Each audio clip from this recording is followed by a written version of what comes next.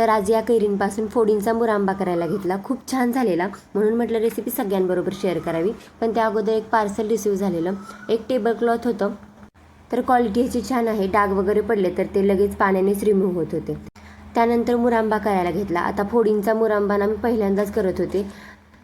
यासाठी कैरीची साल काढून अशी बारीक चिरून घ्यायची. त्यानंतर एका बाउलच्या साहाय्याने मोजून घ्यायची. आता एक मोठा बाउल भरून हे झालेलं आहे. आता या फोडी शिजवून घ्यायच्या. यासाठी आपण मोदक उकडतो ती चाळण आहे ना, त्याच्यावरती ठेवून द्यायचं. तर पाणी उकळलं ना की त्याच्यावरती ही चाळण ठेवून द्यायची. त्याच्यावर झाकण ठेवायचं आणि 10 मिनिटासाठी ठेवून द्यायचं. 10 मिनिटात कैऱ्या छान शिजतात. आता हे बनवण्यासाठी ज्या वाटीने आपण कैरी मोजली त्याच वाटीने 1 वाटी गूळ आणि अर्धी वाटी साखर घ्यायची. कैरी आणि सगळे साखर गूळ एकत्र करून 10-15 मिनिटासाठी ठेवून द्यायचं. त्याला छान असं पाणी सुटतं बघा. आता हे मिश्रण 15 मिनिट शिजण्यासाठी ठेवून द्यायचं. सुरुवातीला थोडं पातळ असतं, हळूहळू याला घट्टपणा येत राहतो.